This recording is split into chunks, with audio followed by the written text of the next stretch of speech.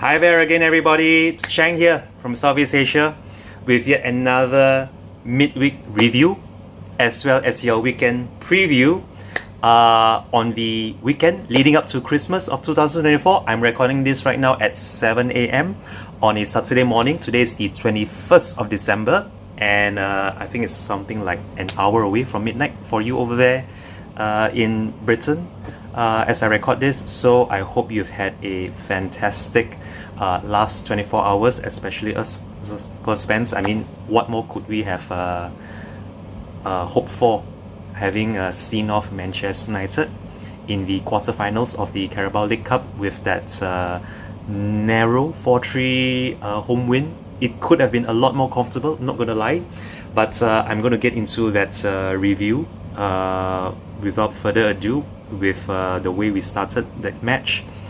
Dominic Solanke, I think he's slowly but surely living up to his price tag from his summer transfer from Bournemouth. 2 goals for him against Manchester United, and both of them very well taken goals. Say what you want about that Manchester United goalkeeper who was standing in for Onana, and his handling of the the shots that came his way that fell kindly for our players to score the goals. But in order to even score, you need to have the technique and the skill to be able to do it, and I thought Solanke's technique for his opener, or rather our opener of the evening, was one to behold. The second goal of his in the second half, I mean, what a run, what a dribble, and a clean finish down the left bottom corner to make it 3-0 to us. Special mention as well to Kulusevski, who has scored 4 in 4 now. What a player he's turning out to be for us this season. He is undoubtedly, regardless of what happens for the remainder of the second half of this season, Kulusevski is already my man of the season, or rather our player of the season. And I really do hope he then translates this to Sunday when we take on Liverpool at the Tottenham Hotspur Stadium. But a little more on that match, and if you were to offer me the chance to have one game in particular in which Fraser Forster, who's deputizing for the injured Vicario, for him to have a mare of a game, a bad day at the office, some would call it, this would be that one game. Because if anything, this one display of his is, I think, nothing compared to the amount of times he saved us time and time again when he stood in for Vicario, especially that game against Rangers away in the Europa League. I think in that one game, the amount of times he saved us there compared to those 2 mistakes of his yesterday evening against Manchester United, I think he single-handedly might have saved Big Ange his job, possibly his career at Spurs. And having said that, I think each of us, we have our bad days, and that wasn't one to remember for him. But as always for me, the ever optimistic, fingers crossed that Fraser Forster is going to learn from that, possibly even work out how to distribute the ball faster, get it out of his feet, or even get it out of the back before we are pressed by the opposition, who will just bear down on us now, knowing that Fraser Forster has that in him when he's put under pressure. So I really do hope that is the last we'll ever see of Fraser Forster making mistakes for us in goal. But other than that, I mean, I have to give a special mention, a special shout out to our club captain, Son Heung-min. Some say it's a fluke goal, some say it's a freak wonder shot, but regardless of what you make of it, whether the United goalkeeper, was he impeded by Bergvall when they both went for the ball before it then nestled into the top right corner for our 4th goal of the evening. In order to even have that goal at all, the technique, the velocity, the speed in the shot itself would have to be pinpoint accurate, and pinpoint accurate it was from club captain Son. and he really stood up there when called upon, when things were looking rather edgy and dire for us in those dying few minutes leading up to extra time of the second half.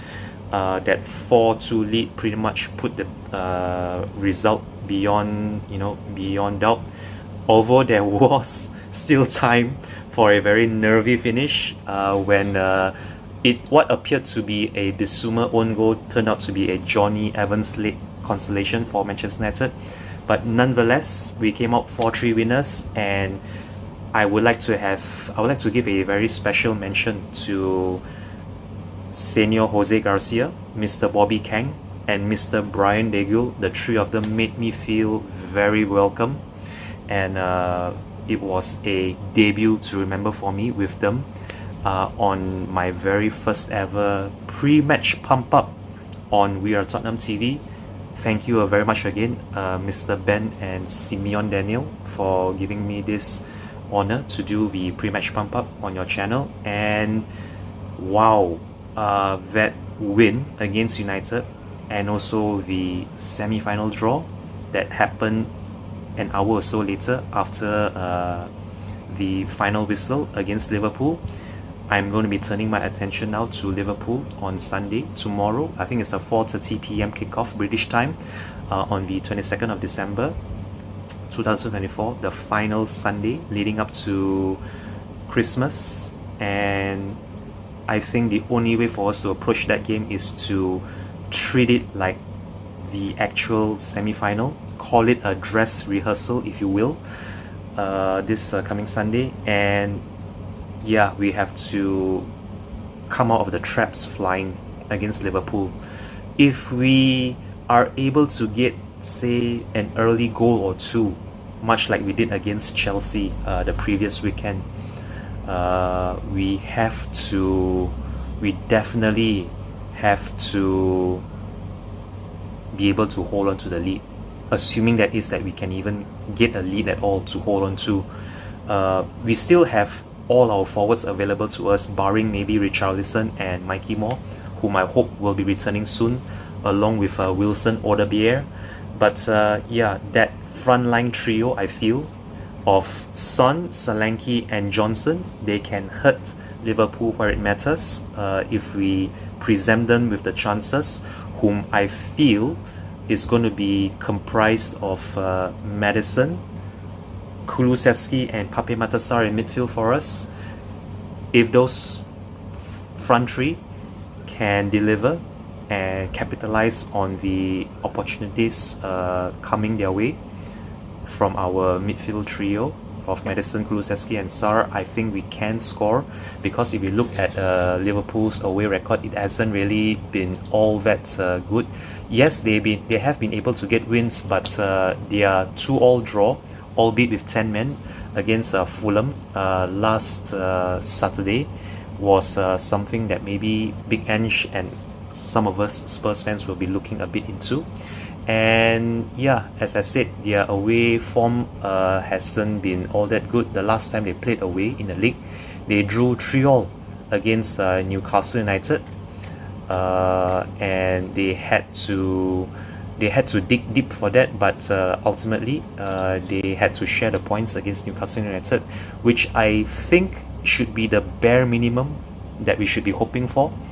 Don't get me wrong, I would love a win, but for me, anything more than a single point against Liverpool on Sunday would be a very big bonus for us. And yeah, I think it's going to come down to which team outscores the other, rather than which team is able to keep their mistakes at a minimal. I do hope that Archie Gray, my man of the match against Manchester United, I hope he does step up again alongside Dragushin, who has been outstanding for us since deputizing for Mickey Van der Ven and Romero, as well as Jet Spence. I think Jet Spence, what a revelation he's been since coming on from last weekend against Southampton. I would like to see more of Spence, to be honest with you, if we are to get anything against Liverpool. So for me, Spence should be starting over Porro at right back, assuming Udogie is fit to play at left back. Other than that, it's pretty much status quo with our starting 11. And yeah, without further ado, my prediction, I'm going to go for a 2-1. Oh, sorry, no, this way. Yeah, 2-1. A 2-1 home win for us. Sun and Solanke again. For the goals. Our SOS partnership, Sun and Solanke. And back the lads. Those of you who are attending the match on Sunday. Come on, you Spurs. And I'm Tottenham till I die. Till then, everybody, shining out from Southeast Asia.